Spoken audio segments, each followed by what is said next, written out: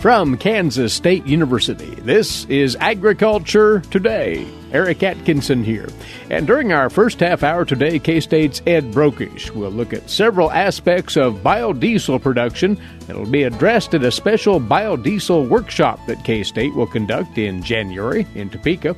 Ed also reports on the K-State Biodiesel Initiative, which allows students to learn hands-on about biofuel production. Also, K-State's Ignacio Ciampitti will look ahead to the trio of K-State corn management schools taking place in early January in southwest, central, and northeast Kansas. And for this week's horticulture segment, K-State's Raymond Cloyd talks more about the use of dormant oil products to protect fruit trees from winter and early spring insect damage. All this and more here on Agriculture Today. While many people know hunger is an issue in developing countries, it is also a problem in our own backyards. In 2010, 1 in 7 Kansans struggled to put adequate food on the table. 2 K-State research and extension programs are tackling this problem. The Family Nutrition Program and Expanded Food and Nutrition Education Program reach thousands of Kansans in more than 70 counties. They learn how to eat healthy with a low budget. For more information about these programs, visit ksre.ksu.edu. And biodiesel is our particular topic on this first part of the broadcast. For K-State has its hand in a number of things in regard to biodiesel education and research. Ed Brokesh with us once again. Ed is an agricultural engineer here at K-State. First off, Ed, we want to inform listeners about a special biodiesel workshop, the first of its kind put on by K-State in cooperation with a number of folks, taking place in early January, right? Correct. On January 10th, 2018, we have a biodiesel workshop at the Manor Conference Center in Topeka, Kansas. It's at the same time as the Topeka Farm Show, and it's in conjunction with the Kansas Soybean Expo put on by the Kansas Soybean Commission. Now, what is the intent of this workshop, and to whom are you aiming it? Well, we're aiming it at anybody that's interested in biodiesel. Mostly people that are wanting to use it, but people that are thinking about producing biodiesel themselves, people that are just flat out interested in knowing more about biodiesel. This is a workshop for them. We've put together a number of high-profile people to come and speak, and we think it's a good opportunity to learn a lot about different aspects of biodiesel. And we'll give a quick preview here in just a second. But you'd like folks interested in this to RSVP fairly soon, right? Correct. We'd like to have a count by January 1st. If you're interested in coming to the biodiesel workshop, send an email to hall@kansassoybean.org. Jancy Hall, she's agreed to be our field person and catch all our emails and help set this up. The Kansas Soybean Commission is supporting this, and so they're going to provide a meal with the workshop. So we need a count to get the right number of meals put together. And it is at the same time as the Kansas Soybean Expo, so there will be some crossover between the two events. Excellent. Well, give us a quick sampling here of the topics that will be covered at this workshop. Well, what we're going to talk about is implementing biodiesel into fleets. If you've got 5 or 6 diesel engines on your farm, that'd be considered a fleet. If you're a trucking company, you've got to obviously have a fleet of vehicles. So if you're going to think about adding biodiesel in any amount of blend, this would be a place to come visit with it. We'll talk about cold weather flowability, which with any diesel fuel is a concern, and so we'll talk about that. We'll talk about biodiesel properties, and we've got some speakers coming in that deal with the standards related to the fuel properties and how the quality is maintained. And then as part of it, we'll talk about the biodiesel production, because the usage of diesel fuel and the production of diesel fuel, biodiesel fuel in particular, go kind of hand in hand. You need to understand the production side to be able to use the fuel in an intelligent way. And to cover all of those matters of interest, you brought quite a lineup of speakers in to get into all of that. Very impressive, as a matter of fact. Yes, we have Steve Howell with Mark IV Partners out of, I'm not sure where he's located. I think he's in Kansas City. He's a fuel standards expert. In fact, he's the author of the Biodiesel Standard, Hoon Ji from Meg Corporation, who's a fuel testing expert and tests a lot of fuel here in the central part of the United States for farmers. If you have a problem with the diesel fuel and you're concerned about it, he runs a testing organization up in Minneapolis, Minnesota. We'll have Donnell Reagan from the National Biodiesel Board there, as well as Luke Yeager from the Emergent Green in Mineola, Kansas. They are producers of biodiesel down there in southwest Kansas. And then Bill Patrick with High Plains Biodiesel. They run a facility up in St. Joe, Missouri, and he will be there. And we've got a couple others that are scheduled to come, but they have yet to confirm. And so this list of speakers may grow. If you have any level of interest in biodiesel production, utilization, this would be worth your while. Again, being held in conjunction with the 2018 Kansas Soybean Expo. Something else that has emerged that K-State Agricultural Engineering is engaged in, something called the Kansas Biodiesel Consortium. Well, this is a group of higher education institutions in the state of Kansas that have gotten together to work with biodiesel. We are the producing group of the Kansas Biodiesel Workshop that's scheduled on the 10th of January. But we're also hoping to do other things as we go forward in time. We're just getting started with our plans. What it's about is that KU, K-State, NCK Tech up at Beloit, and Seward County Community College all have biodiesel clubs. And we have gotten together and are working together to collaborate both on our expertise as well as to be able to try to join things together and do education about biodiesel, both on the production side and usage side. And a lot of expertise making this group up. Virtually all angles of biodiesel are explored here, aren't they? Yes, and it's also all levels of higher education in the state of Kansas. You have 2 4-year universities with engineering schools. You have a technical school that has the mechanics aspect of it, and you have a 2-year community college that has a part of this consortium. We can bring the chemical engineering aspect of things. We can bring the mechanical engineering of engines. We can bring the production aspect of biodiesel production, bioprocessing that is related to the production of biodiesel. But then we have that extra bit of we have the mechanics part of it, the people that are going to be out and using it or having to work with engines. We have that as part of it. So it's a broader coverage than just having a typical 4-year institution working on a project like this. And why this consortium has come together, and for that matter, why the aforementioned workshop. There's a great deal out there that's not understood about biodiesel, or maybe misinformation about biodiesel. Well, say. That's true, and that's part of the reason why this group has come together. First off, and we've talked before about low-sulfur diesel fuel, that has been around for a number of years. Well, when you take the sulfur out of diesel fuel, you reduce the lubricity of the fuel. Well, what a lot of people don't realize is biodiesel is a great lubricant in diesel fuel, and pretty much every gallon of diesel fuel sold in the state of Kansas right now has some amount of biodiesel in it, usually in the 1% to 2% range, but it can have up to 5% biodiesel content in a gallon of diesel fuel without it being labeled on the pump or anyone having to notify you that there's biodiesel in the fuel. And moreover, even to break it down further, the origins of biodiesel may not be well understood either. Correct. Biodiesel can come from a number of different sources. Vegetable oils are one of the most popular things, but there's also animal fats. Any oil is a source. Any fat is a source or a potential source for production of biodiesel.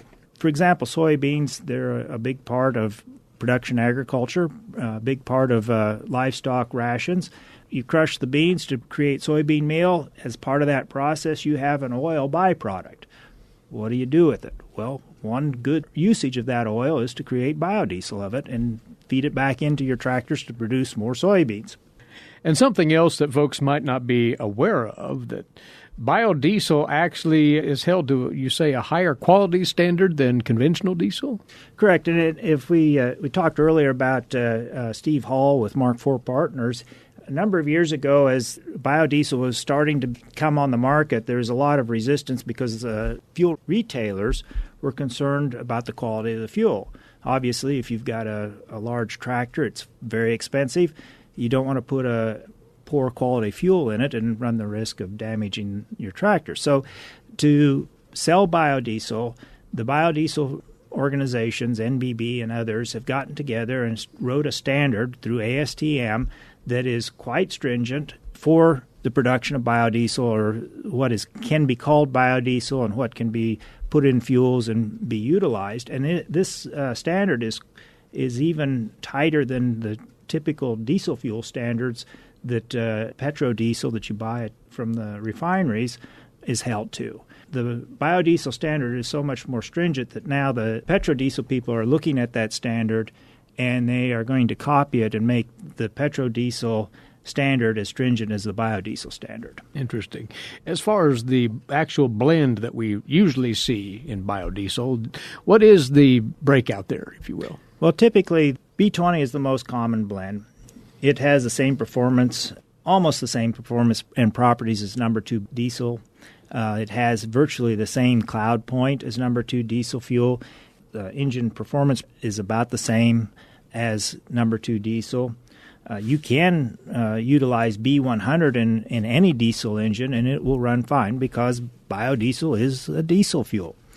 Now, one of the misconceptions out there in the world is that if you use biodiesel in an engine, that the manufacturer of that diesel engine will no longer warrant it. Well, that's incorrect. They don't care what fuel you use in your engine because no engine manufacturer will warrant any diesel fuel related problem resulting in damage to an engine. Mm-hmm. So if you put your number 2 diesel fuel that is pure petrodiesel into your engine and it causes that engine to quit working, the manufacturer's not going to warrant that either. So it's the words that say don't use biodiesel because it voids your warranty is incorrect. Mm-hmm. Important detail to know. Ed, stand by if you would. We'd like to talk more biodiesel matters with you. Ed Brokesh, our guest on Agriculture Today, agricultural engineer at Kansas State University.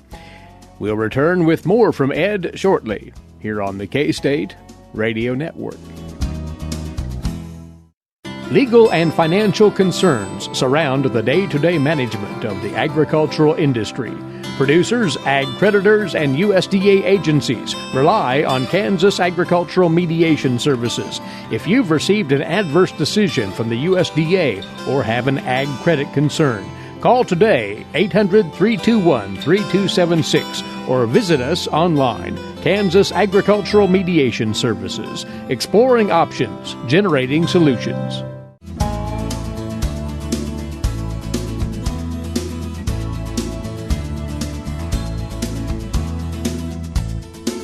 You're tuned in to Agriculture Today. Welcome back, as in the guest chair once again, K-State agricultural engineer Ed Brokesh, as we're talking about biodiesel, the facts and some of the misconceptions about this bio-based fuel, things that will be featured prominently at that Biodiesel Workshop that K-State will be sponsoring Wednesday, January the 10th in Topeka. That's tied into the Kansas Soybean Expo. Also, in a moment, we'll tell you more about an on-campus program called the K-State Biodiesel Initiative. More on that to come, but as we're going over the attributes of biodiesel, Ed, there's one more thing you wanted to bring to our attention.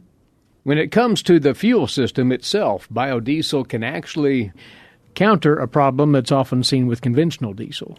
Yes, biodiesel has a cleaning aspect to it that your conventional diesel does not. And so if you have any sludges in your fuel tanks, fuel lines, etc., biodiesel is going to clean it right out. So one of the problems that a lot of people have when they first start using biodiesel, if they're not paying attention, is they'll plug their fuel filters.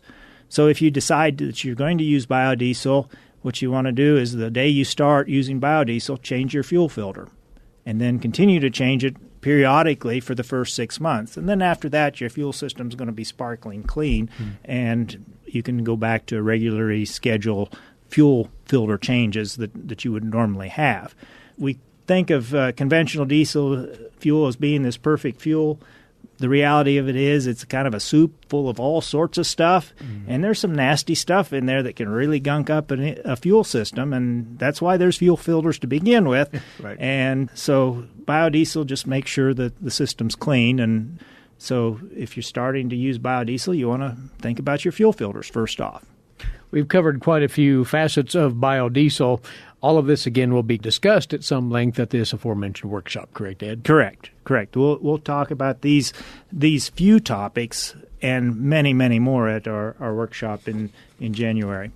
Again, we want to remind you that will be taking place Wednesday, January the 10th in Topeka in conjunction with the Kansas Soybean Expo, which is held at the Manor Conference Center just south of downtown Topeka, and it's aligned again with the Topeka Farm Show, RSVP, by January the 1st at hall at kansassoybeans.org. Now, Ed, we want to take up another aspect of this topic. It's the K-State Biodiesel Initiative, and this is a concerted effort to address many things regarding this alternative fuel. What is this initiative? Well, Eric, the Biodiesel Initiative is kind of a combination of a number of different things. One, it's about sustainability and green energy and having a lower carbon footprint. Another aspect of it is to utilize a waste and make it into something of value. And it's also a heck of an educational tool. And that's probably my biggest interest in this topic is the educational aspect of it.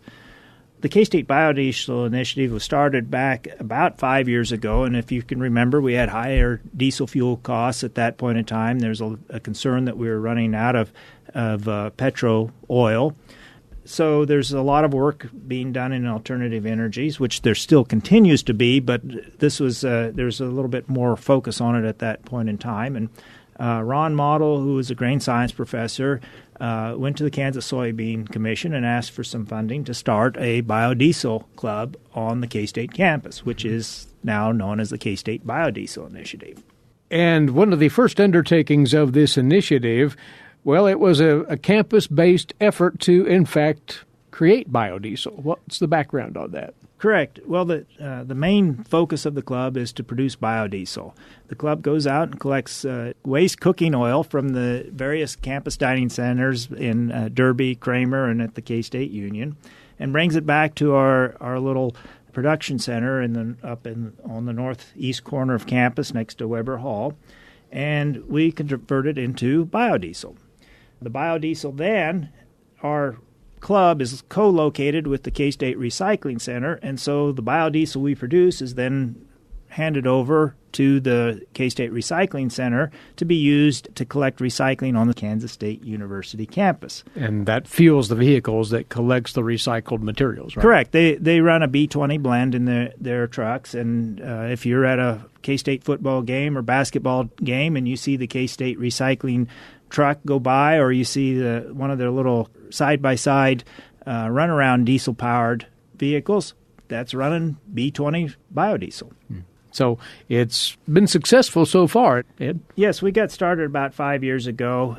And about 4 years ago, we first started our production, and then we've been in continuous production since then.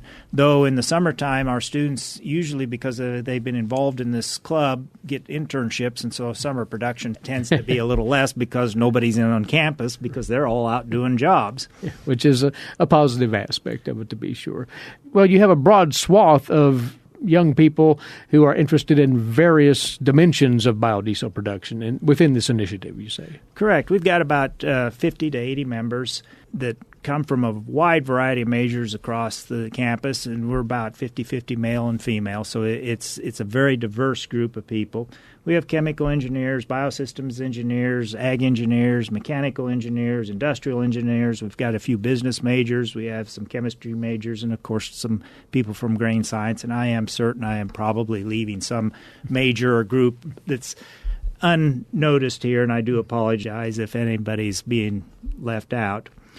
Students come because of a variety of reasons, some to just flat out get experience of doing things, others because they really care about the environment and they see this as a way to help the environment. So they're there because of the sustainability aspect of it. and others just want to do something. And so it's a window of opportunity. And you advise this group as a professor of agricultural engineering here at K-State. So you get to see what this does for young people in terms of education, experience, so forth. Well, yes, it does. I mean, one of the great things is when you have a young person come to you and say, wow, I just got to do something that I only did for 15 minutes in a lab, and now I spend 3 hours a day several times a month doing the same thing. Mm-hmm. I almost know as much about this as my professor. They don't, but that's what they say. Right. And they can take this information and this knowledge onto, as you say, experiences beyond K-State. Yes, it opens doors. The fuel companies or the refiners, Phillips 66, Conoco, BP, Shell, etc., all those people recognize somebody that's been a part of this club has some experience about process engineering, about production of fuel that they can utilize, and that puts these people ahead of everybody else that's looking for a position with any of these companies. Very good. So, Ed, if we've a parent out there or even a young person who's thinking about embarking on that college career fairly soon, how might they find out more about this initiative if we've piqued their interest? Well, contact myself at Ed Brokesh at ebrokesh@ksu.edu. That's EBROKESH at ksu.edu. And I can help get them set up and become a part of this club. And there's likely information on the Biological and Agricultural Engineering Department website as well? Well, the club has a Facebook page. That's the best way. It's since it is a campus-wide organization, we have such a wide variety. We're running mostly off of our Facebook page to promote the club because that reaches a wider group of people. So just go out on Facebook and search K-State Biodiesel Initiative, and you will find us. Excellent. Well, it was cut loose here a few years ago, and it's succeeded and continues to build on that success. The K-State Biodiesel Initiative, very interesting idea that's bearing fruit for young people here on the Kansas State campus. Ed, thanks for covering all of this with us today, and we will talk again soon. Thank you. Ed Brokesh is an agricultural engineer at Kansas State University. Several things biodiesel featured here during our first half hour. Again, don't forget about that special Biodiesel Workshop taking place in Topeka on Wednesday, January the 10th. Again, it's in conjunction with the 2018 Kansas Soybean Expo there at the Manor Conference Center. Might note a couple of things as well about the expo. The Chief Executive Officer of the National Biodiesel Board, Donnell Rayhagen, will be a featured speaker at the expo. And there will be a definite K-State Research and Extension presence on that program. Ignacio Ciampitti will be discussing with the audience increasing yields through improved management. Then K-State's Dallas Peterson will take on that red-hot topic of the dicamba conundrum. And what's the future for that relatively new dicamba-resistant soybean seed technology? Also, K-State entomologists Mike Smith and Brian McCormick will take a look at an integrated approach to managing Dectes stem borer in Kansas soybean production. Once more, that's all part of the Kansas Soybean Expo agenda on the 10th of January. You can see the full story on that program at the Kansas Soybean Commission website, which is kansassoybeans.org. After this break, we'll hear from K-State's Ignacio Ciampitti about the upcoming K-State corn production schools. And then right back to the world of soybeans as Greg Akagi awaits with this week's Kansas Soybean Update, plus more. Still to come here on Agriculture Today.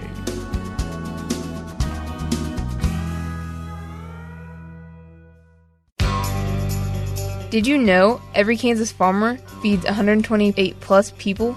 Kansas farmers are hard workers, dependable, authentic, and sensitive. Not only do farmers put food on your table, but they put clothes on your back and fuel in your car. For more information about Kansas farmers, visit K-State Research and Extension online or stop by your local extension office. This message has been brought to you by the K-State Animal Sciences Leadership Academy participants.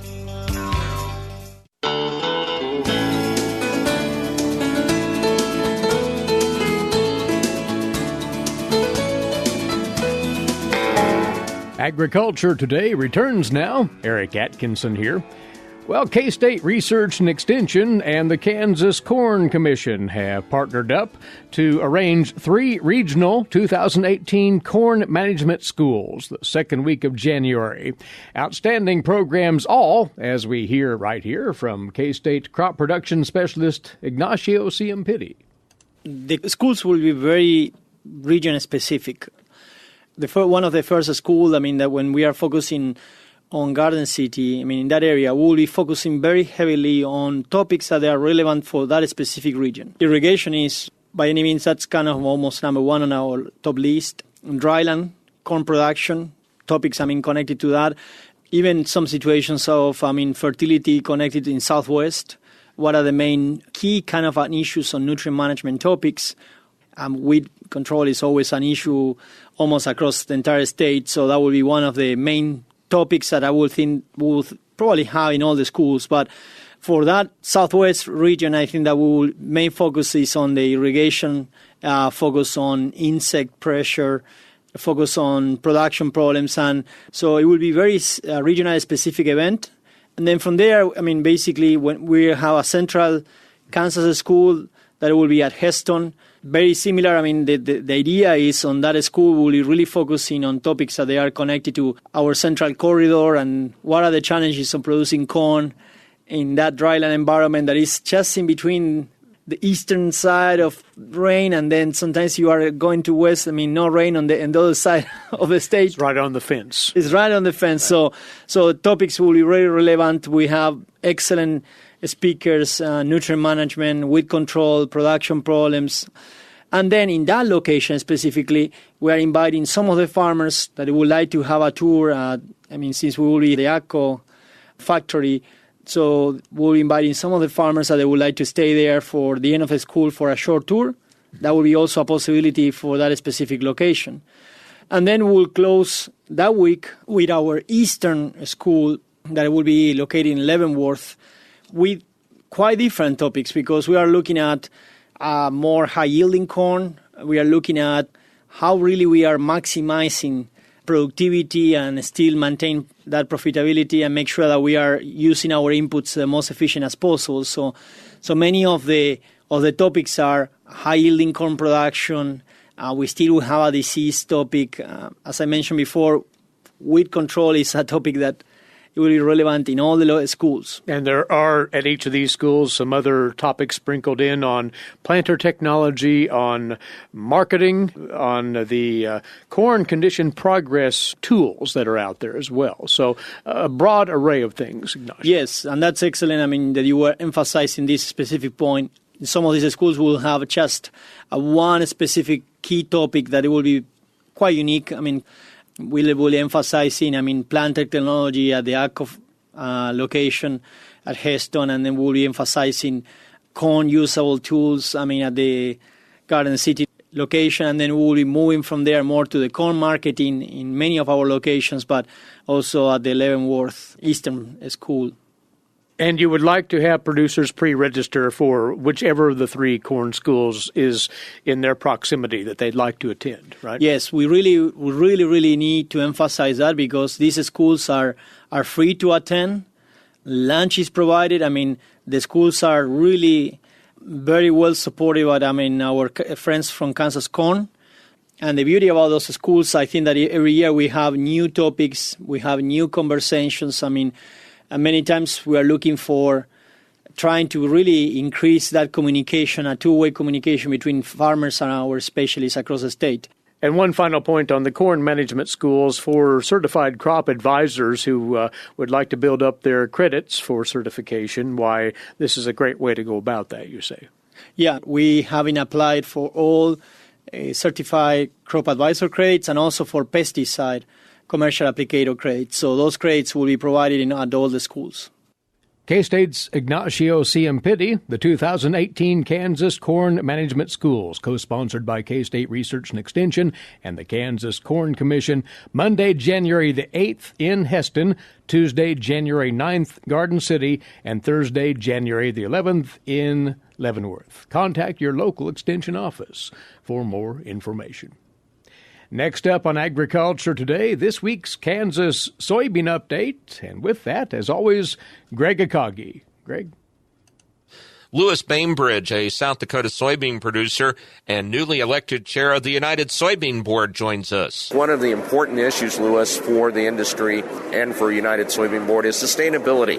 Not only looking at that for farmers, but also to customers as well. We want to make sure that our end users and customers understand that they are truly getting a sustainably produced product from the U.S.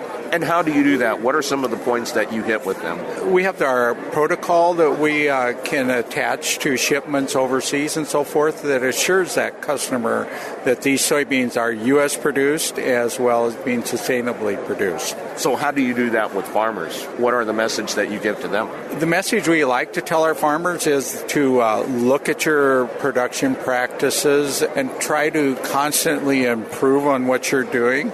On our farm, we're long-term no-tillers. We've been no-till for about 25 years. We incorporate rotation, cover crops, as well as livestock into our sustainability practices. Do you feel like your fellow soybean farmers are doing a good job of following those practices and improving what they do each and every year? We certainly want to encourage everyone to do that. So, yes, I think we are gaining on that. We want to make sure that everyone understands that we want to help drive the truck, so to speak, in identifying sustainability. We don't want to be told how you're going to have to do that. Because you have to feel confident that to make that end user feel confident about the product that you're trying to sell them to. We absolutely want to make sure that they have that assurance that we are doing the best that we can do producing our products. Has that customer been happy with the quality of the U.S. soybean? Certainly are. The other part of that is we have a good quality product as well as a very consistent product. You know, we can keep producing that product and assure those customers that we have it available. With the technology that you have, you can produce more of that product, it seems, as well. It seems like we are probably a little too good at that. We have plenty of soybeans, but they seem to move through the market. So that's our goal, is to make sure that they continue to move through the marketplace and are utilized. All right, sounds good. Louis, I appreciate it. Thank you very much. Thank you very much for what you do. Those were the comments of Louis Bainbridge, a South Dakota soybean producer and newly elected chair of the United Soybean Board, on the Kansas Soybean Update. It's brought to you by the Kansas Soybean Commission. Greg Akagi there. Thanks, Greg. We'll be back with this week's K-State Horticulture segment. After this, you're listening to Agriculture Today. For 25 years, K-State Research and Extension's Kansas Agricultural Mediation Services has been providing a no-cost, confidential place to call in and visit with an agricultural lawyer. Our experts are available to help you producers handle legal and financial issues. Explore your options and generate solutions. Call us at 800-321-3276 or visit us online. Kansas Agricultural Mediation Services.